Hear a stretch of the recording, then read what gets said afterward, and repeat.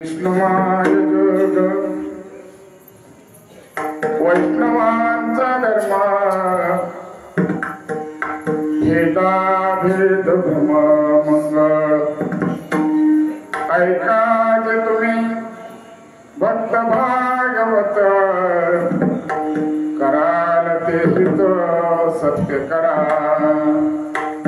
कोण्याही जीवाचा न घडो मस्तर वर्णे सर्वेश्वर पूजनाचे ऐका तुम्ही भक्त भागवत कराल ते हित सत्य करा तुका म्हणे का देहाचे अवयव तुका म्हणे का देहाचे अवयव सुख दुःख जीवा भोग पावे ऐका तुम्ही भक्त भागवत कराल ते हित सत्य करा विठ्ठल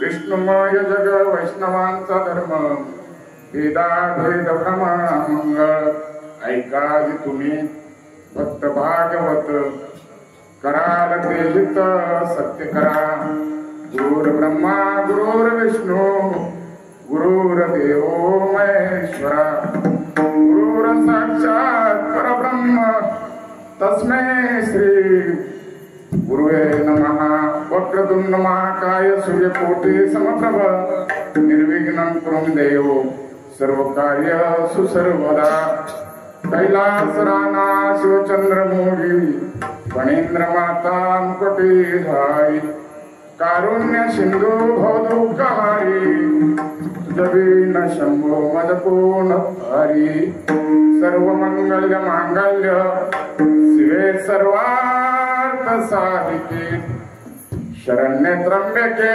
गौरी नारायणे नमस्तुते महायोगे पीठे तटे भीमरत्या वरपुंडलिकाय दातो मुनींद्रे समागस्तिष्ठं तमानन्दकन्दं परब्रह्मलिंगं भजे पांडुरंग पांडुरंगा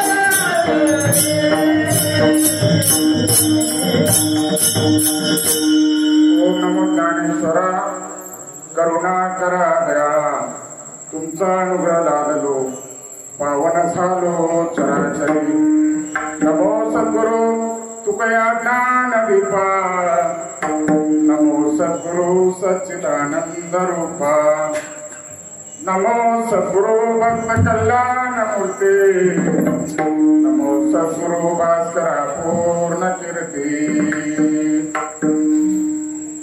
मंगल भवन मंगल हारी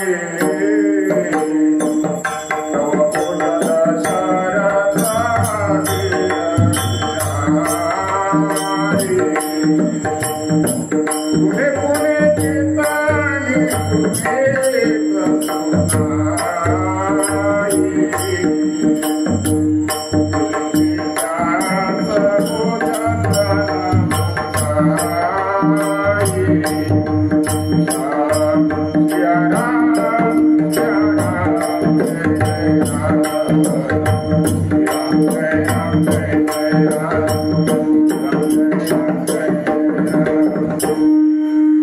मस्त कहे पाया भरी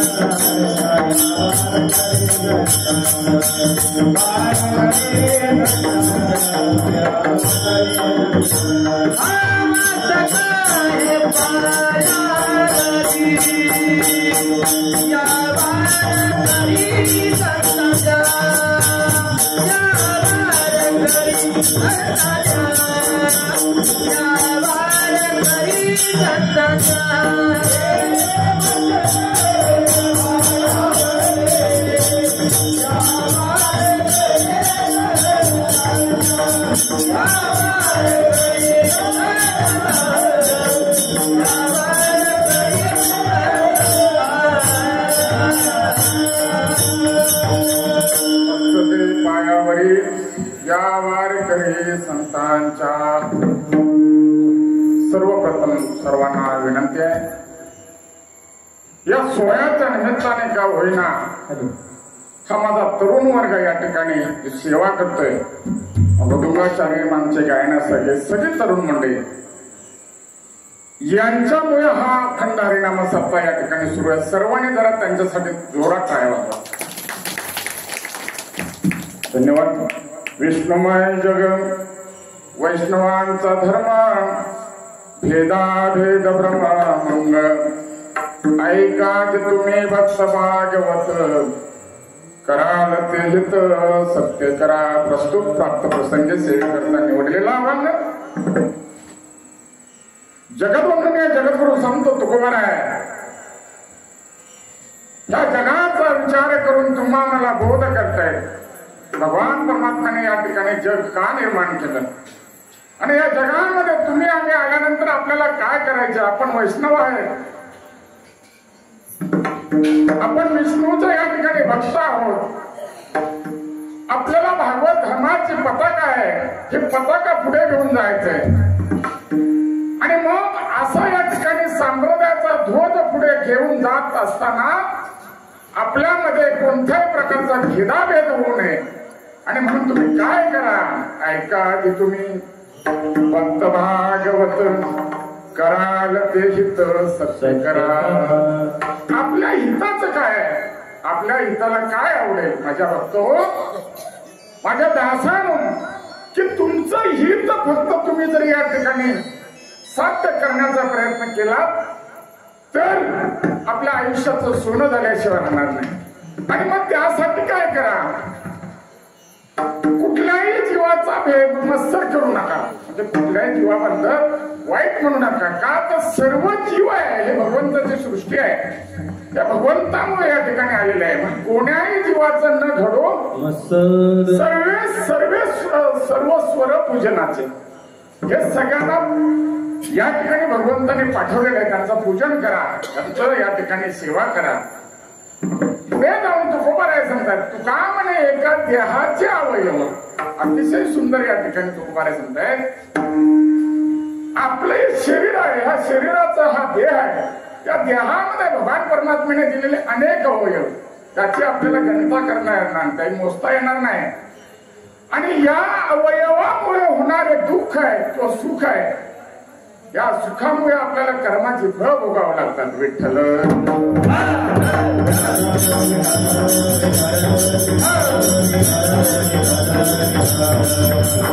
अभंगाचा माझ्या मतितार्थाप्रमाणे भावार्थ आपण समजायला काही हरकत नाही, परंतु थोडा पर्याय देणं गरजेचं आहे.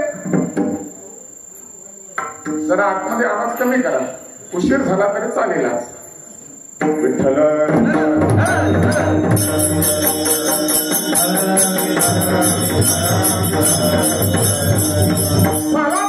प्रमाणे गेले 29 वर्ष, हा 30वा वर्ष आहे महाराज. साधी गोष्ट नाही. तिसरा तप आपल्या डोळ्यासमोर आहे. अखंड भागवत संसद संप्रदाय मंडळाच्या वतीने पंचकृषी आपण जरी म्हणालो तरी 8 गावं समाविष्ट या ठिकाणी आहेत. आणि या गावांना एकत्र घेऊन या ठिकाणी आपल्याला भागवत ग्रंथाचं पारायण या ठिकाणी करायचे 7 दिवस. परवा महाराजांनी सांगितलं, हा चतुर्मास आहे. या चतुर्मासामध्ये भगवंताची प्राप्ती या महिन्यामध्ये या ठिकाणी आपल्याला पाहायला मिळते. सगळे भगवंत या ठिकाणी आलेले आहेत. आत्ताचा या ठिकाणी जो गणरायाचं आगमन झालेलं आहे, भगवान शंकर, महादेव, पार्वती आणि त्यांचा मुलगा गणराया हे सुद्धा या ठिकाणी अस्तित्वात आहेत. 1.5 दिवसाचे गणपती गेलेले आहेत, 5 दिवसाचे गेलेले आहेत, 11 दिवसाचे जाणं बाकी आहे. काही महिनाभर गणपती ठेवत असतात. परंतु या देवतांनी याच महिन्यामध्ये का यावं, याला सुद्धा शास्त्र आहे महाराज. विठ्ठल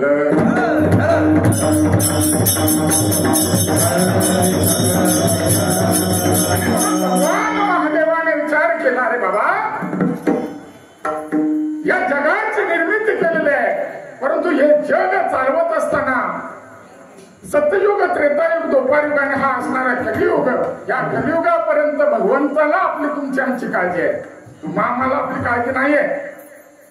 परंतु हा भगवान परमात्मा जो आहे तो आपली सर्वांची या ठिकाणी काळजी करत असतो. काळजी याचा अर्थ आहे कुठल्याही सुखदुःखामध्ये, कुठल्याही प्रसंगामध्ये हा भगवान परमात्मा आपलं रक्षण करतो, आपलं काम करतो, आपल्या या ठिकाणी दिसत नाही. आज या सप्त्याचं आयोजन आहे, मला 4 दिवस झालेले आहेत आणि 4थ्या दिवसाची सेवा रिकामी जागा भरून काढण्यासाठी आमच्याकडे आलेली आहे. आम्ही सर्व मंडळींनी विचार केला, रे आपल्या पंचकृषीमध्ये या भागामध्ये तरुण मंडळी फार आहे. त्या तरुण मंडळीला जर या ठिकाणी उभारी द्यायची असेल, त्यांना या ठिकाणी संधी द्यायची असेल, त्यांना कीर्तनकार व्हायचं आहे, त्यांना गायक व्हायचं आहे, मृदुंगाचार्य व्हायचं आहे, तर त्यांना संधी देणं फार गरजेचं आहे. आणि म्हणून आपण कुठेतरी थोडं थांबलं पाहिजे. पाहिजे त्यांना या ठिकाणी आपल्या इथे जर संधी मिळाली तर बाहेर जाऊन ते या ठिकाणी कार्यक्रम करू शकतात. विठ्ठल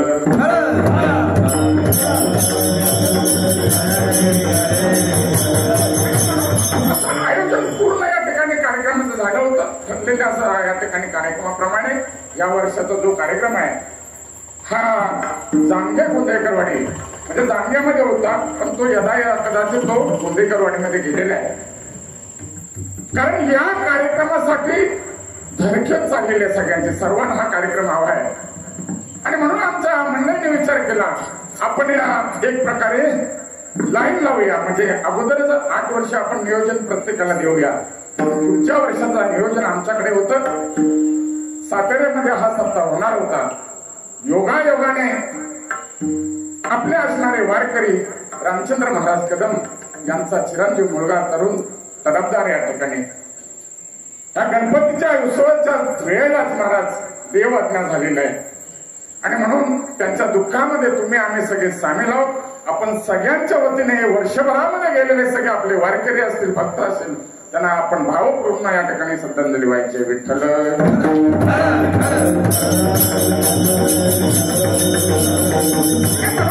योगायोगाने का होईना ही सुवर्ण संधी आम्हाला मिळाली. साताऱ्यामध्ये ही मंडळी ज्यावेळेस आली तेव्हा विचार झालं काय करायचं.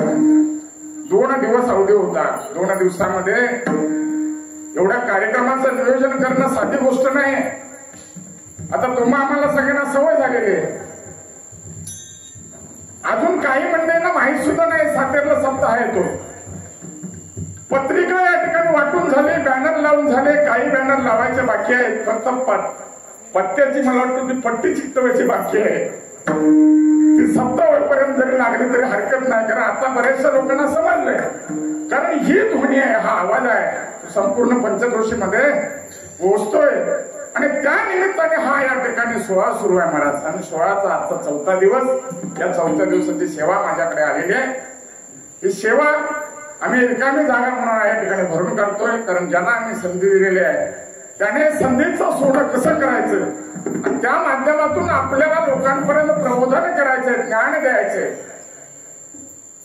ज्या भगवान परमात्म्याने, जे भगवान शंकराने आपल्याला ही सामुग्री दिलेली आहे, 4 वेद, 6 शास्त्र, 18 पुराण, एवढी सगळी सामुग्री आपल्याकडे दिलेली असताना या सामुग्रीचा विचार करून, याचा अभ्यास करून, याचं चिंतन करून, याचं मनन करून हे ज्ञान लोकांना पर्यंत पोचवायचंय. विठ्ठल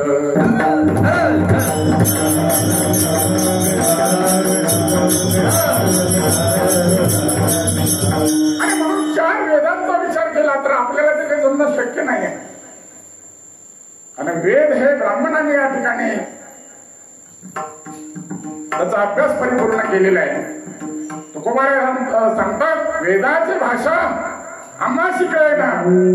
आणि म्हणून या संतांची परंपरा आहे, वारकरी संप्रदायाची परंपरा आहे की ज्या भगवान शंकराने सुरू केलेली परंपरा आहे. आदिनाथ गुरु सकळ सिद्धांचा मच्छिंद्र तयाचा मुख्य शिष्य मच्छिंद्राने बोध गोरक्षा शिकलेला गोरक्षोला गहने प्रती गहने प्रसाद ज्ञान आणि ही अशी परंपरा, संप्रदायाची परंपरा भगवान शंकर आणि विष्णू हे दोघं चालवत आलेले. ही परंपरा सुरू असताना माझ्या निवृत्ती महाराजांनी विचार केला की ज्ञानेश्वराने, या ज्ञानेश्वरांच्या माध्यमातून असणारा हा ज्ञानाचा भंडार आहे. एक शिष्याची परंपरा न ठेवता अनेक मंडळींना या ठिकाणी बोध व्हावा, ज्ञान मिळावं, यासाठी माऊलीने हे प्रयत्न केले. आणि ज्ञानेश्वर माऊलींमुळे हा संपूर्ण आपल्याला हे संप्रदायाचं जग पाहायला मिळालं महाराज. आणि म्हणून आज आपण या वैष्णव संप्रदायामध्ये आहोत.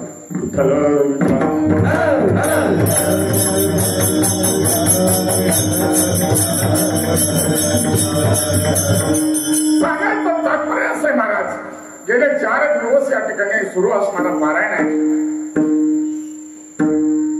हा पारायण यासाठी आहे की या पारायणामधून आपल्याला काय घ्यायचं नेमकं. 20 वर्ष आमची मंडळी बोंबाते सांगते बाबा रे या करून या बसा. अरे नारद मुनींना जेव्हा या ठिकाणी ऋषींनी विचारलं की देवा तुझी भाषा आम्हालाही कळत नाही, कारण कीर्तन चिंतन आणि मनन हे आम्ही सगळं ज्ञान घेऊ शकत नाही, कारण कीर्तन हे सर्वांना करता येत नाही. कीर्तनाचं चिंतन आहे हे सुद्धा आम्हाला सरळ भाषेत समजत नाही, आणि त्याची ध्यान साधना आहे ही सुद्धा आम्हाला करता येत नाही. मग काय करावं नेमकं? मग त्यासाठी सुंदर असे ज्ञानेश्वरी माऊलीने दिले आपल्याला. ह्या ज्ञानेश्वरी मधून तुम्हाला आम्हाला या ठिकाणी बोध मिळण्याचं कारण असं आहे की एक तरी ओवी अनुभवावी. अरे ज्ञानेश्वरीची एक ओवी जरी कानावर गेली ना तरी आपल्या ह्या जीवाचा उद्धार होऊ शकतो. परंतु काय झालं महाराज, गेले 400 वर्षाची परंपरा या ठिकाणी असताना ज्यांनी या ठिकाणी भागवत आणलं असे शांती ब्रह्मा एकनाथ महाराज, या एकनाथ महाराजांना एक दिवस पैठणमध्ये जोरदार असा ताप भरला, आणि ताप भरल्यानंतर त्यांचे गाड सुचले. काय करावं काय सुचत नव्हतं. मग अशा वेळेला अनेक उपचार करून झाले, परंतु ते काही आहे ना महाराज.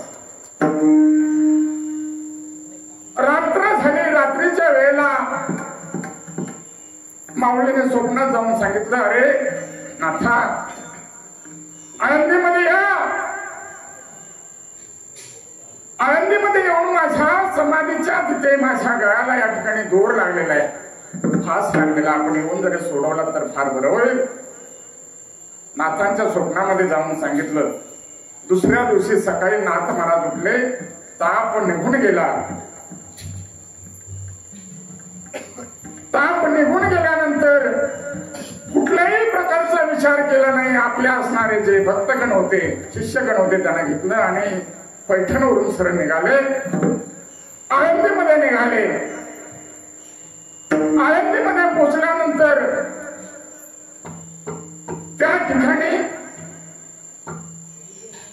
भजन कीर्तनाचा सोहळा महाराज सुरू होता, आणि त्या सोहळ्यामध्ये नाथ महाराजांना एकच प्रश्न होता की ज्ञानेश्वर माऊलींनी समाधी कुठे घेतलेली आहे, त्याचा शोध कसा घ्यायचा. कारण 300 वर्षापूर्वी त्या आळंदीमध्ये ज्या ठिकाणी माऊलीची समाधी आहे फार मोठं असं जंगल होतं, परंतु नाथांना माहित आहे शंकराचं महादेवाचं त्या ठिकाणी मंदिर आहे, आणि या ठिकाणी कीर्तन सुरू असताना नाथ महाराज सरळ निघत शोध करत करत करत महादेवाच्या मंदिरशी पोचले, आणि महादेवाला साष्टांग नमस्कार केला. महादेवाला विचारलं, महादेवा माऊली कुठे?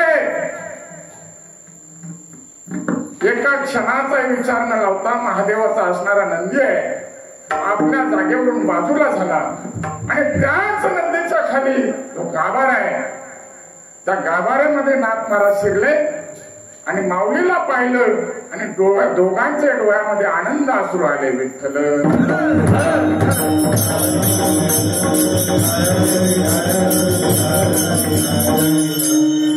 आणि हे पाहिल्यानंतर नाथाला समाधान वाटलं, माऊलींनाही समाधान वाटलं, आणि माऊलीने विचारलं, नाथा आलास?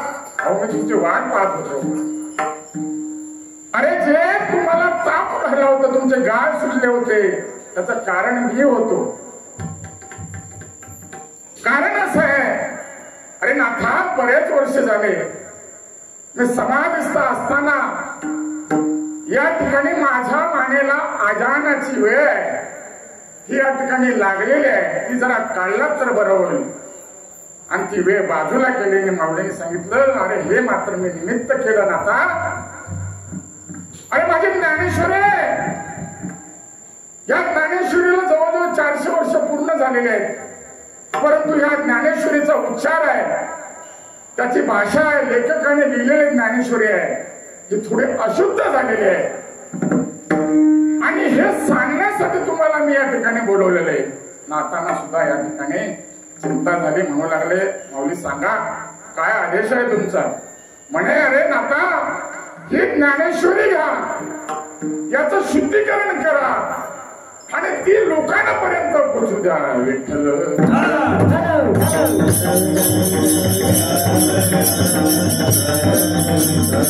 आणि तीच ज्ञानेश्वरी माझ्या नाथ महाराजांनी पैठणला आणि जो या ठिकाणी ग्रंथ लिहिला, हा भागवत ग्रंथ महाराज 5 अध्याय पैठणला पूर्ण केले आणि उर्वरित अध्याय होते काशीला आले आणि काशीच्या ठिकाणी त्या ठिकाणी लिहायला सुरुवात केली. विठ्ठल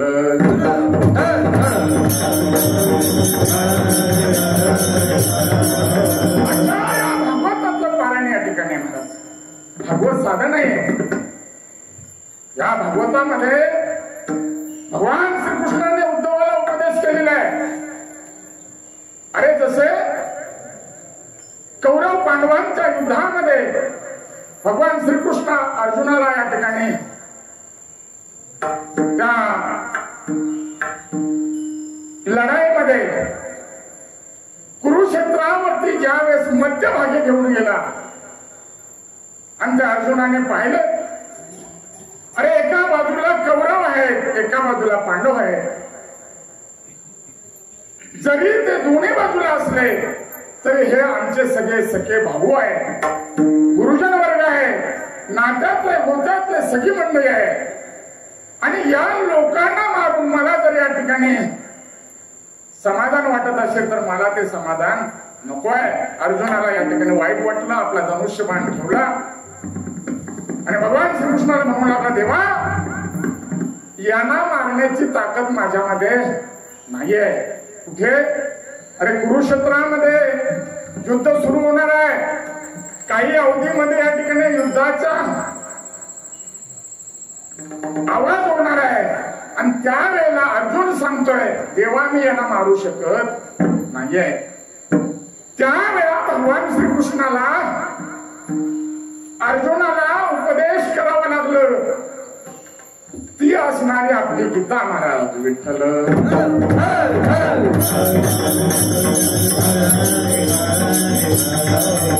आणि ही गीता आज जगप्रसिद्ध आहे. गीतेवरती अभ्यास केवढा चाललेला आहे महाराज. आपल्या भारत देशामध्ये सोडा, अमेरिका, फ्रान्स, रशिया सगळ्या देशामध्ये आपली गीता पोचलेली आहे. नवे नवे आपलं या ठिकाणी संविधान आहे. ज्या कोर्टा कचेरीमध्ये आपण जावं, आरोपी कोणी असू द्या, पहिलं त्या गीतेवरती हात ठेवावा लागतो. का? गीतेवरती हात ठेवून सांगावं लागतं, मी शपथ घेतोय खरं बोलेन, खोटं बोलणार. परंतु कोर्टात मात्र खोटं बोलल्याशिवाय केस चालत नाही. विठ्ठल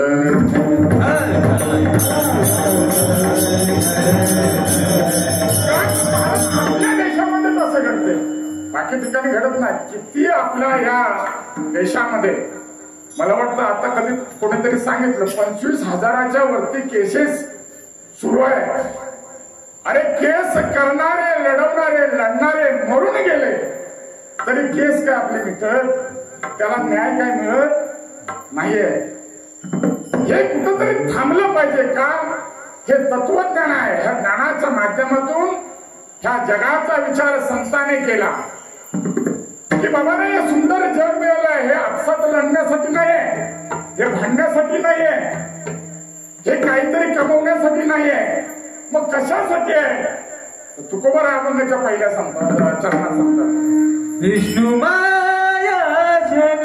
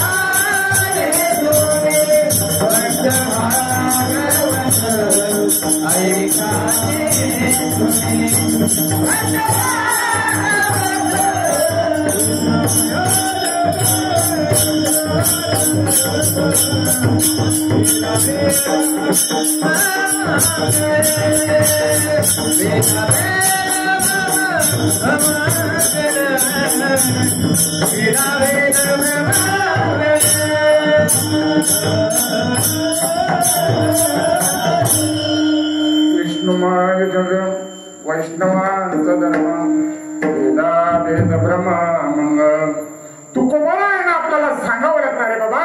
हे जग आहे विष्णुमय आहे, हा वैष्णवांचा धर्म आहे. आपण जगतो कशासाठी? आपल्याला देश धर्म आणि देव हे तीन तत्व जर आपल्याला माहित असतील या जगामध्ये तर आपल्याला जीवनाचा आपल्याला अर्थ कळेल.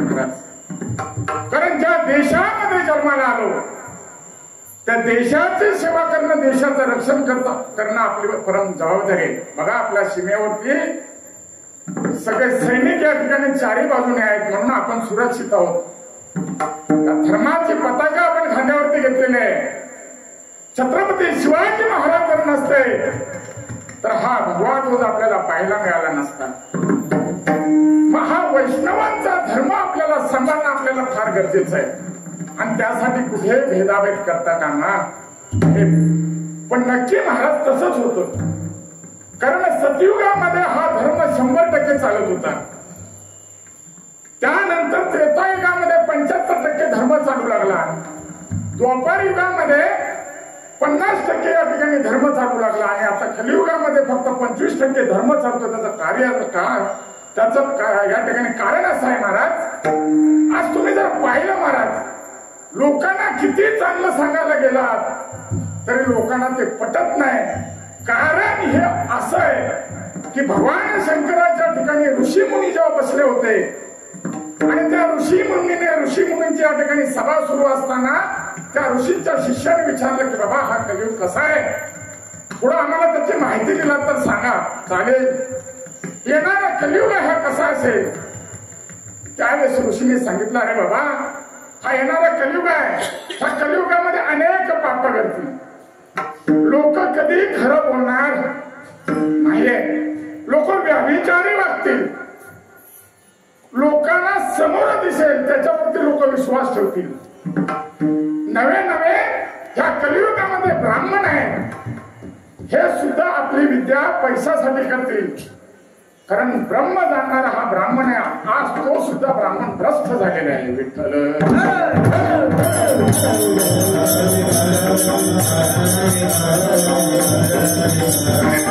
काय हे चालतंय, हे सुरू आहे, हे तुम्ही आम्ही करत नाही. आपल्याला वाटतं अरे एवढा कार्यक्रम आहे, या ठिकाणी लोकांनी आलं पाहिजे, लोकांनी पाहिलं पाहिजे. लोकांना सांगण्याच्या अगोदर आपण काय करतो हे पहिलं महत्वाचं आहे.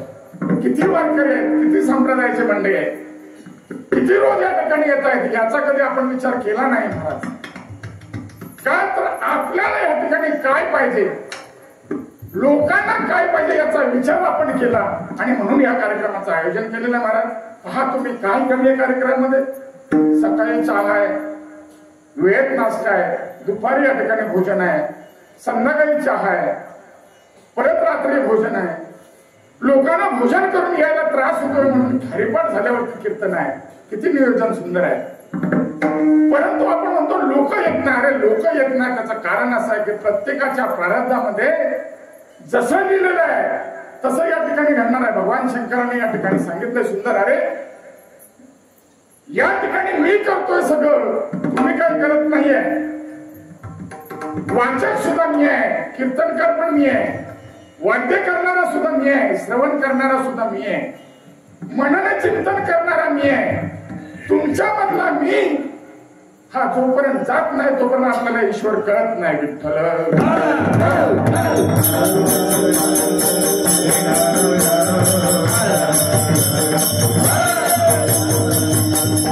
सुंदर जग भगवान परमात्म्याने दिलेलं आहे. तुम्हाला मला जन्म दिला नाही. या जगामध्ये पशु प्राणी पक्षी सगळे या ठिकाणी आहेत.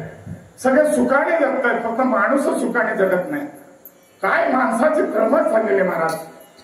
आयुष्यभर माणूस आपल्या हितासाठी जगतो. का जगतो तर आपल्या हिताचा आपल्याला साध्य काय होईल हा प्रत्येकाचा विचार आहे महाराज. का तुम्ही केवढी धावपळ आहे जीवनाची महाराज. आपल्या जीवनामध्ये धन असू द्या, संपत्ती असू द्या, प्रॉपर्टी असू द्या, ऐश्वर्य असू द्या, गाडी घोडा बंगला असू द्या, आपल्या जीवनामध्ये आपल्याला कधी समाधान झालंच नाही महाराज. झालं का? अरे परंतु या साधू संतांनी या ठिकाणी आपल्याला ज्ञान दिलं, बोध दिलं.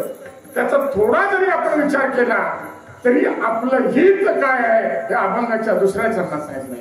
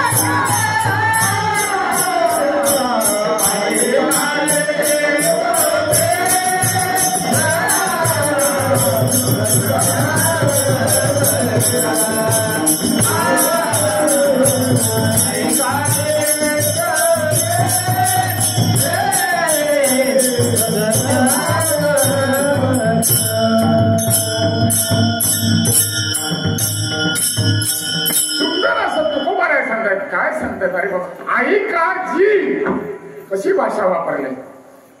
ऐकाजी तुम्ही भक्त भागवत काय वाक्य रचना केली असेल बघा ना. अरे आपण सांगतो आलात तरी या, नाही आलात तरी चालेल. आपली भाषा काय, संतांची भाषा काय. अरे एकदा या माझ्या बापांनो, माझ्या भक्तांनो, जरा ऐका. कानावरती जाऊ द्या दोन गोष्टी तुमच्या, म्हणजे लक्षात येईल. काय माझे भक्त तुम्ही. अरे भक्तांना भक्ती करणं हे गरजेचं आहे, लक्षात घ्या.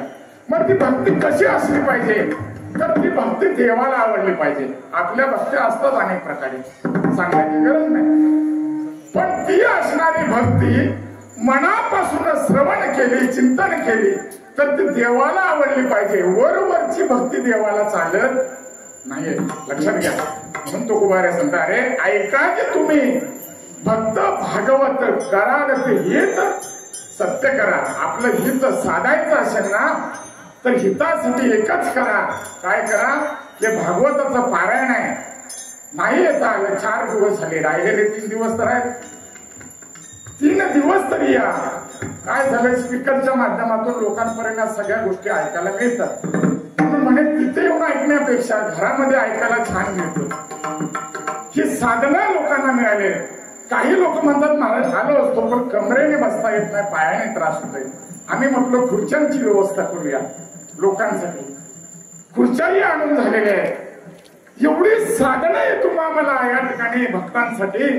हे भक्तगण करत आहे त्याचं कारण असे, बाबा या, कारण बाप्पा हो, हा भागवत सप्ताह भक्त आपल्या ह्या पंचक्रोशीतून आता बाहेर गेलेला आहे. पाहिलं आम्ही, महाराजांनी त्या दिवशी सांगितलं, अरे भागवत कसं असावं, भागवताचा अभ्यास कसा असावं. आम्ही 30 वर्ष भागवत वाचतोय, परंतु भागवताचं ज्ञान आम्हाला घेता आलं नाही. मग हे ज्ञान कुठे मिळेल? ज्या नाताने या ठिकाणी भागवत पैठणला केलं तिथे आपण जाऊया म्हणालो आणि गेले. आमच्या बरोबर अनेक मंडळी त्या ठिकाणी होते. खरोखर पाहिलं महाराज, हजारोच्या संख्येने लोक होते. आपल्या इथे हजारोच्या संख्येने जरी नसेल तर शेकड्याच्या संख्येने का होईना लोक येतात ना, या आपलं परम भाग्य समजायला पाहिजे. विठ्ठल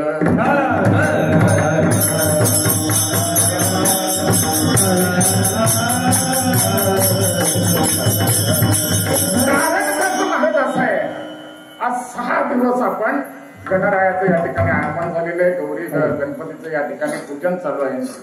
5 दिवसाचं विसर्जन झालेलं आहे. 6 दिवसाचं जागरण, आता हे 7 दिवस जागरण. त्याच्यातून येणारा हा सगळा प्रवास हा चाललेला आहे. आणि म्हणून आपणही लोकांना थोडस समजून घेणं गरजेचं आहे. आजपासून भरपूर गर्दी व्हायला लागलेली आहे.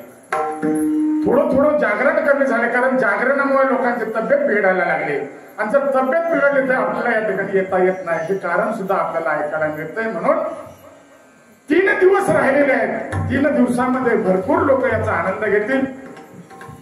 अरे ज्या ज्या लोकांना ही सेवा मिळते, इथे कोणी आयोजन केले नाही, प्रत्येक जण भक्त सेवा करतोय. कसली करतोय? या भागवताची सेवा करतोय. तुमची आमची जबाबदारी आहे. आपण सेवेकरी आहोत, आपण भक्त आहोत, देवाचे भक्त आहोत. आणि देवाच्या भक्ताने देवाला आवडेल अशी सेवा करणं गरजेचं आहे. सगळ्यांनी ज्या ठिकाणी कीर्तन केलं तर जागा नाही होणार नाहीये. सगळ्यांनी वाजवलं तर या ठिकाणी मृदुंग किती लागतील, गायक जर बरेच जण आले तर किती माईक लागतील, ही सगळी व्यवस्था लागणार आहे. आणि म्हणून जे येत आहेत ते या ठिकाणी बरोबर येत आहेत. भरपूर लोक, 500-1000 लोक आले तर दिलेली पंगत ही 4 पटीने सांगावं लागेल. विठ्ठल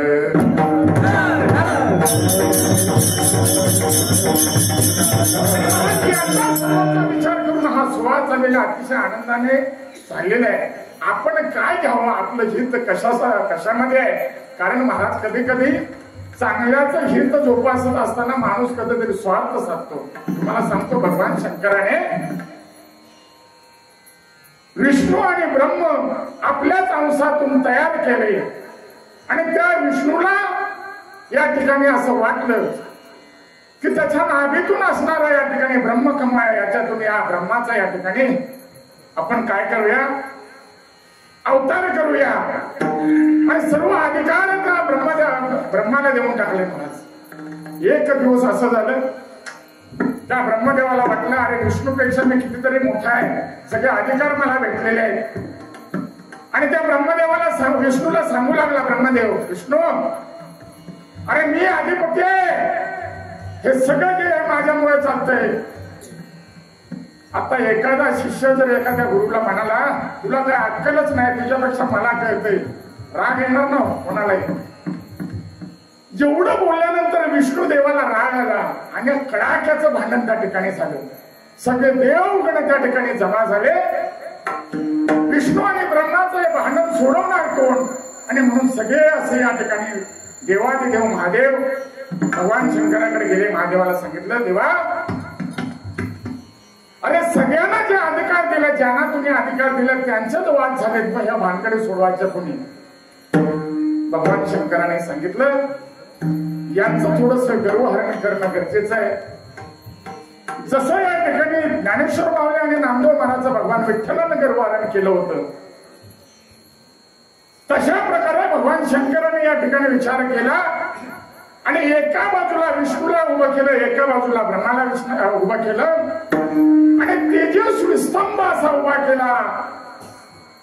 आणि त्या स्तंभाला ब्रह्माला सांगितलं, अरे ब्रह्मा या स्तंभाची उंची किती आहे ती जरा मोजून ये. आणि विष्णूला सांगितलं, याची खोली किती आहे ते जरा मोजून ये. दोघांनी दोन बाजूला पाठवलं.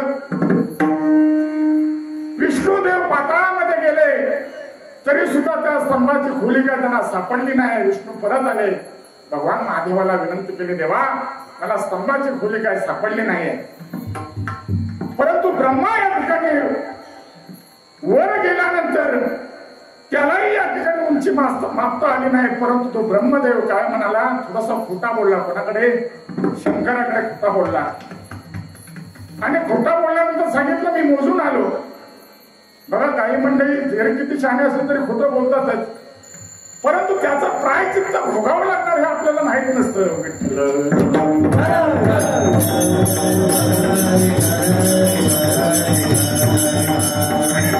दोघा नाही, भगवान शंकराने या ठिकाणी त्या स्तंभामध्ये आपलं रूप दाखवलं. भगवान शंकराचा असणारा तिसरा डोळा त्या ठिकाणी दाखवला आणि ओम असा या ठिकाणी उच्चार केला. कुठे? स्तंभामध्ये. निर्गुण निराकार असणारा भगवान शंकर हा त्यावेळेस त्यांना पाहायला मिळाला की आमच्यापेक्षा सुद्धा देवादिदेव महादेव आहे. हे विष्णूला समजलं आणि ब्रह्मालाही समजलं. विठ्ठल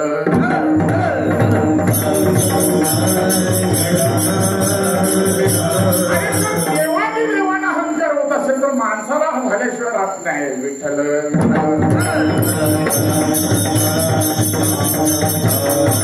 महाराज ब्रह्मा खोटं बोलला, त्याला भगवान शंकरांनी शिक्षा केली आणि विष्णूला सांगितलं, अरे विष्णू या जगामध्ये लोक तुझ्या आधिपत्याकडे या ठिकाणी सेवा करतील आणि तुझ्या विचाराने लोक बघतील. ब्रह्माला सांगितलं, या जगामध्ये तुझं कुठेही मंदिर तुला पाहायला भेटणार नाही आणि लोक तुझी सेवा तुझी या ठिकाणी पूजा करणार नाही. विठ्ठल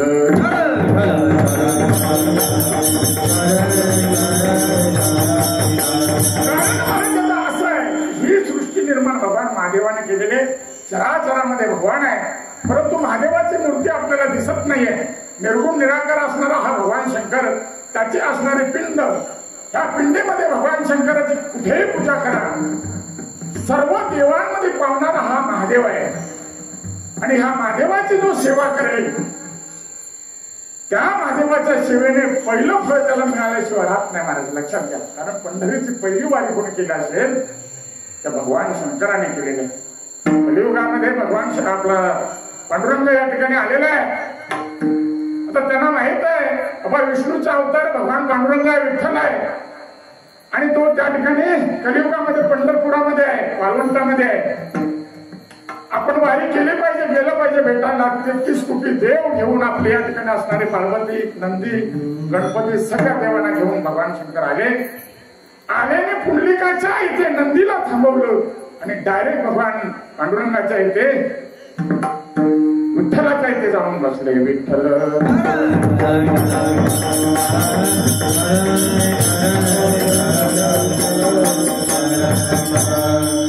आणि म्हणून या ठिकाणी तुकोबारा म्हणतात, बाबा विष्णुमय जग वैष्णवांचा धर्म, भेदा भेद ब्रह्म ऐका तुम्ही भक्त भागवत कराल ते हित सत्य करा. अरे देव याच ठिकाणी आहे, परंतु देव आपल्याला कळत नाही. त्याचं कारण असं आहे, आपण असणारे मनातले भेदाभेद आहेत. हे भेदाभेद आपल्याला त्रासदायक होतात. जे कार्य मंगळ घडणारे आहे ते अमंगळ होतं. त्याचं कारण असं आहे, मनातले असणारे भेद हे नाहीसे होत नाही तोपर्यंत आपल्याकडून भक्ती घडत नाही. आणि म्हणून तुकोबर अभंगाच्या तिसऱ्या चरणात सांगतात कोण्याही जीवा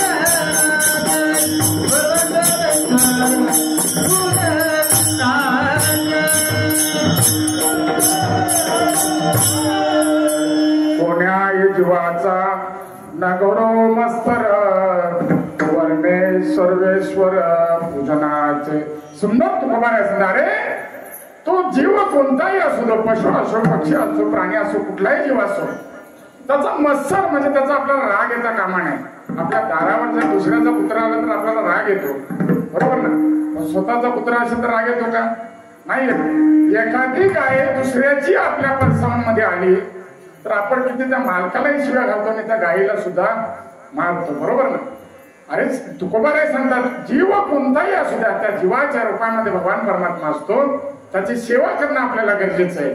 नवे नवे अनेक लोक आपल्याला त्रास देण्यासाठी आलेले आहेत. शांती ब्रह्म या ठिकाणी एकनाथ महाराजांचं उदाहरण सांगतो, ज्यांचं या ठिकाणी पारायण आहे, भागवतच आहे. एकनाथ महाराजांना पैठणमध्ये ब्राह्मण असून सुद्धा पंडित असणारे ब्राह्मण याने त्रास देण्याचा प्रयत्न केला. आणि त्या पंडिताने एका मुस्लिम माणसाला सांगितलं, अरे गोदावरीमधून ज्या वेळेस नाथ महाराज या ठिकाणी स्नान करून येतील त्यावेळेस त्यांचे छळ कर. त्याला असा राग आला पाहिजे, असा राग आला पाहिजे की तो रागाने अशुद्ध किंवा चुकीचे शब्द बोलला पाहिजे, असं त्या मुसलमानाला सांगितलं. एकनाथ महाराज नदीतून स्नान करून आले. आपल्या दरवाजाच्या खिडकीतून त्याने पाण्याची पिचकारी टाकली त्यांच्या अंगावर. त्यांचा असणारा उपरणा संपूर्ण भिजून गेला. नाथ महाराज काही म्हणाले, अरे असं म्हणाले आपण असतो तर काय केलं असतं महाराज. तसेच नाथ महाराज परत फिरले, स्नान करायला गेले, परत आले, परत थुंकायला सुरुवात केली, परत गेले, परत आले, परत थुंकायला सुरुवात केली. असं 108 वेळा तो थुंकला महाराज. अरे थुंकणारा थकला, परंतु शांती ब्रह्म एकनाथाच्या महाराजांच्या तोंडातून एकही चुकीचं वाक्य आलं नाही महाराज. आणि मग त्यांना साष्टांग दंडवत घातलं, महाराज तुम्ही कोण आहात, मला क्षमा करा. त्यावेळेस नाथाने सांगितलं, अरे बाबा, अरे तुझ्यामुळे मला या गंगेचं 108 वेळा स्नान घडलं, तू काय पाप केलेले नाहीस. परत त्या नाथ महाराजांची या ठिकाणी कसवट काढण्यासाठी आपण म्हणूया महाराज. त्या पंडिताने एका ब्राह्मणाला सांगितलं, अरे याच्या पत्नीची छेड काढ, त्याला राग आल्याशिवाय राहणार नाही. भोजनाच्या वेळेला त्या ठिकाणी बसला होता, सगळे संत मंडळी बसलेले. तो ब्राह्मण आला आणि नाथांना राग येईल अशा प्रकारे वागणं या ठिकाणी बोलवला. काय म्हणे, जेवण आहे? असं काय जेवण असतं का? अरे तुम्ही या ठिकाणी पैठणचे श्रीमंत ब्राह्मण, तूप दही तुपाचं या ठिकाणी जेवण पाहिजे, कसलं जेवण वाढतंय? नाथ म्हणाय काही म्हणाली नाही.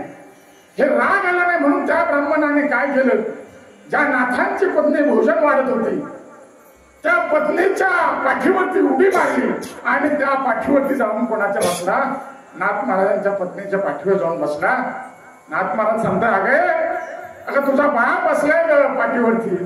कोणाला सांगताय? आपल्या पत्नीला सांगतात. त्या ठिकाणी आपली पत्नी असते तर काय केलं असतं आपण महाराज? हा मागे पुढे बघितलं असतं का? नाहीये. नाथ महाराज सांगता, अरे तो बाळ आहे ना तुझ्या पाठीवर बसलाय. काय सांगते नाथा? महाराज तुम्ही घाबरू नका, मला सवय आहे माझ्या मुलांना पाठीवरती घेण्याची. विठ्ठल.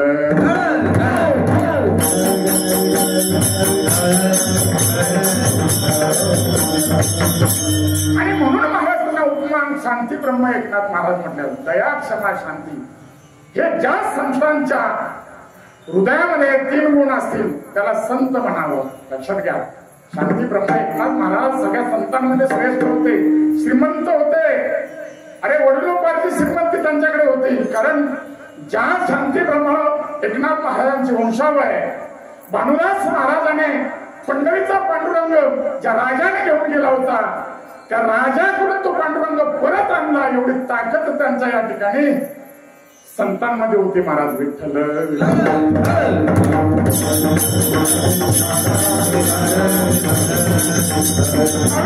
दुसरं उदाहरण द्यायचं झालं तर महाराज काशीला ज्यावेळेस गेले होते आणि काशीवरून तीर्थ आणलं, पैठणकडे सगळी मंडळ निघालेले. रस्त्याला येत असताना सगळे वारकरी आलेले आहेत, परंतु तुझे वारकरी येत असताना रस्त्याला एक गाढव तहानेने या ठिकाणी व्याकुळ झालं होतं. ती असणारी कावड त्यांच्या खांद्यावरती होती आणि त्याच्यामध्ये तीर्थ होतं. आपण जसं पंढरपूरला गेल्यानंतर चंद्रभागेचं तीर्थ घरी घेऊन येतो, पण कोण कशा कशा बाटलीमध्ये आणतं ते सांगण्याची गरज नाही. तीर्थ कोणाला म्हटलं जातं की त्या तीर्थाचा उपयोग तीर्थ म्हणून झाला पाहिजे. ज्या तीर्थ क्षेत्री आपण जातो त्या क्षेत्रातलं तीर्थ आहे, गंगेचं तीर्थ आहे. आपण आपल्या घरी आणतो का तर आपल्या घरची शुद्धीकरण झाली पाहिजे, आपली देवता शुद्धीकरण झाली पाहिजे. आपण शुद्धीकरण होण्यासाठी पंढरपूरला स्नान करायला चंद्रभागेमध्ये जातो, नवे नवे यमुना नदीमध्ये जातो, गोदावरी नदीमध्ये जातो आणि त्या ठिकाणचं तीर्थ आपण घेऊन येतो. कशासाठी? एवढं पवित्र स्थान गंगेला तीर्थ म्हटलं तर जी गंगा अच्छा शंकराच्या महादेवाच्या या ठिकाणी शिरामध्ये या ठिकाणी डोक्यावर जाऊन बसलेले आहे. ही गंगा तुम्हा आम्हाला या ठिकाणी पाहायला मिळते महाराज. आणि या गंगेचं तीर्थ घेऊन जात असताना पाहताय तो काय रस्त्यावरती गाढव आहे तडफडतोय. नाथ महाराजांनी कुठल्याही प्रकारचा विचार केला नाही. असणारं तीर्थ पहिलं गाढवाला पाजलं. काय केलं तीर्थ ते गाढवाला पाजलं. असणारी मंडळी म्हणते नाथा हे तीर्थ आहे आपल्याला पैठणला न्यायचंय. नाथ म्हणाला तो जीव जरी गाढव असला तरी त्याच्यामध्ये देव आहे. म्हणून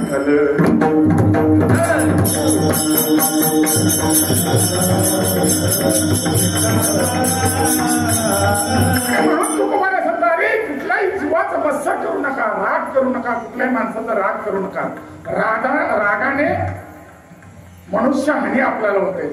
बघा आपल्या शब्दाने लोक आपल्या जवळ येत नाही. आपलं बोलणं जे असतं मधुर वाणी ओळखी हे सुंदर वाणी आपल्याला या ठिकाणी दिलेले. या वाणी लोक दुरावली जातात. या वाणीमुळे लोक जवळ येतात. त्याचं कारण असं आहे या वाणीमध्ये जे आपले जीभ आहे तिला चांगले उपमा दिलेले. जे एक एक इंद्रिय दिलेले आहे या इंद्रियांना सर्व काम दिलेले आहे भगवंताने. पायाला काम दिले, हाताला काम दिले, प्रत्येक बोटाला काम दिले, डोळ्याला काम दिलेले, कानाला कान या ठिकाणी काम दिलेले. सगळ्या इंद्रियांना काम आहे म्हणून हे सगळं चाललंय महाराज. पण त्या इंद्रियांची किंमत आपल्याला गेल्यावरती कळते. जसा माणूस या ठिकाणी असतो ना, चांगला माणूस गावामध्ये आहे तोपर्यंत त्याला किंमत नाही. गेल्यानंतर लोक वावा करतात. त्याचं कारण असं आहे असलेल्या माणसाला आपली किंमत येत नाही, नसलेल्या माणसाची आठवण करतो विठ्ठल.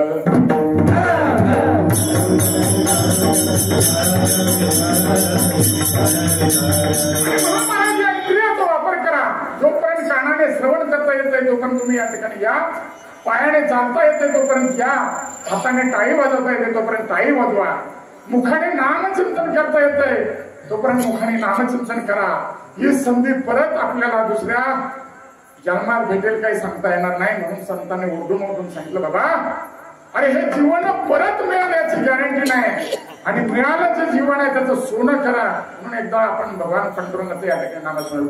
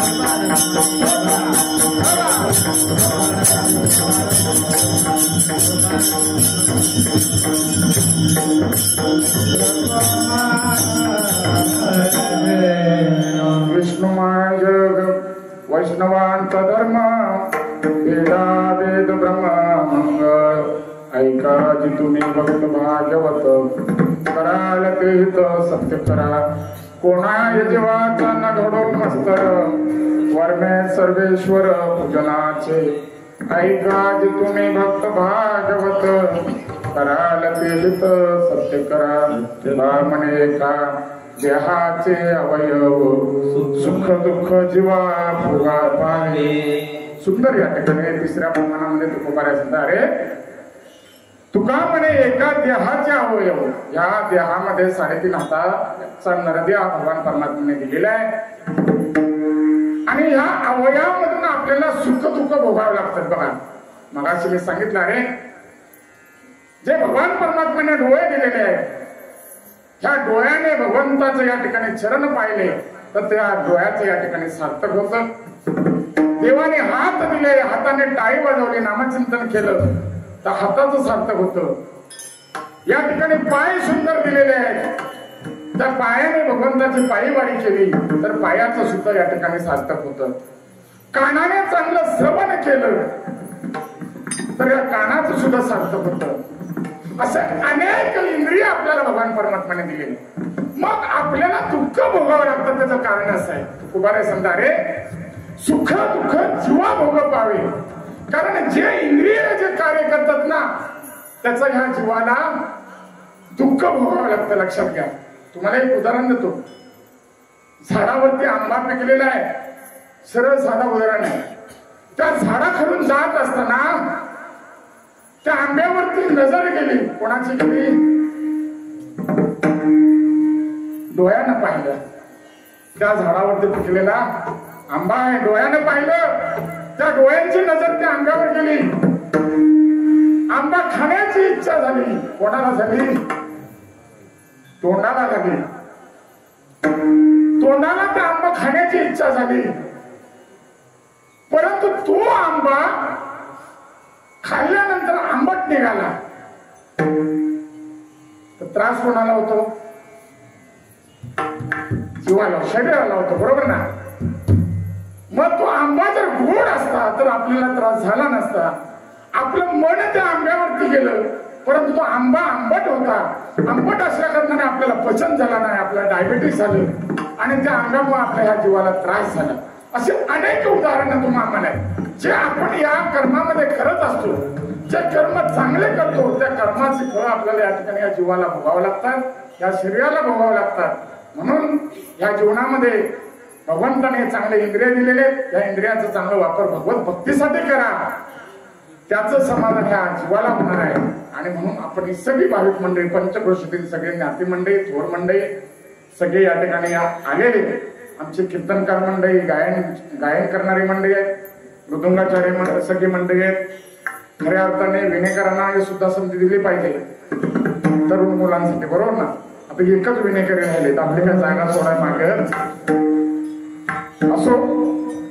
त्यांच्या जीवनामध्ये त्यांच्या प्रारब्धामध्ये ती सेवा लिहिलेली आहे. कुठेही सेवा असू द्या कोणाचीही असू द्या आपली सेवा ते करत असतात. हे प्रत्येकाच्या प्रारब्धामध्ये सगळं लिहिलेलं आहे. आणि म्हणून हा परमार्थ वाढतोय आपल्या भागातून. याचं कारण असं आहे हा तुमच्या सर्वांच्या सहकार्यातून सर्वांच्या माध्यमातून हा एवढा मोठा उत्सव करणं साधी गोष्ट नाही बाबा. 7 दिवस कार्यक्रम करायचं म्हटलं ना तर लोकांना जीवावर आलेले. 7 दिवसाचे 3 दिवसावर आले. 3 दिवसाचे 1 दिवसावरती आलेले. आणि 30 वर्ष सतत हा पारायण गौरी गणपतीच्या सणामध्ये आपण साजरा करतोय. एवढे तुमच्यामध्ये ताकद आहे सर्वांमध्ये. लक्षात ठेवा. विठ्ठल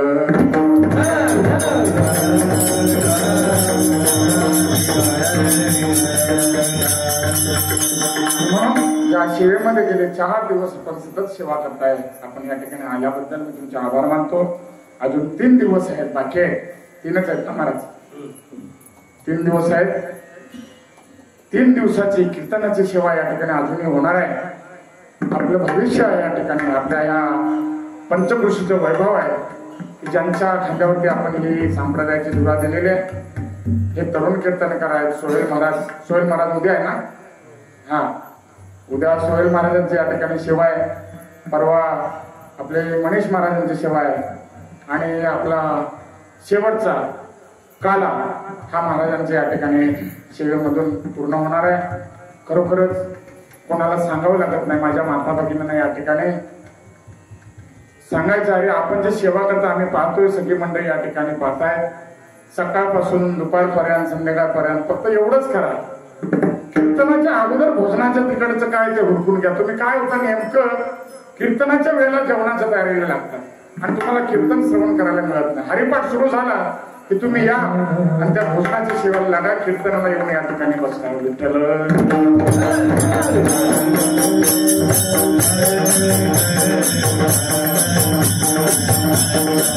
आणि म्हणून वेळेचं भान ठेवून या ठिकाणी बरोबर किती वाजलेले 9:30 वाजून गेलेले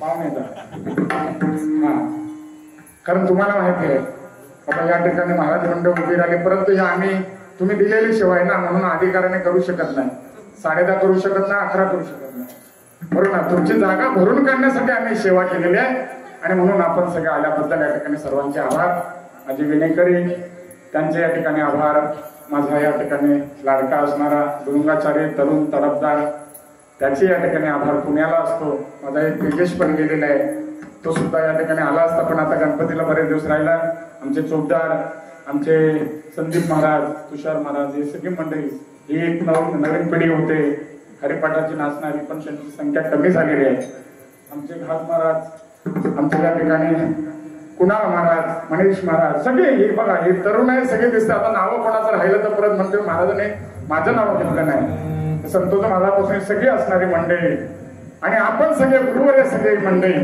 आपल्या आशीर्वादाने ही मंडळी सगळी तयार होत आहेत फक्त वेडे वाकडे चुकले तरी फक्त थाप द्या चांगले केलं चांगलं म्हणालात एवढं जरी म्हणालात ना तरी त्यांना या ठिकाणी थोडस बरं वाटेल विठ्ठल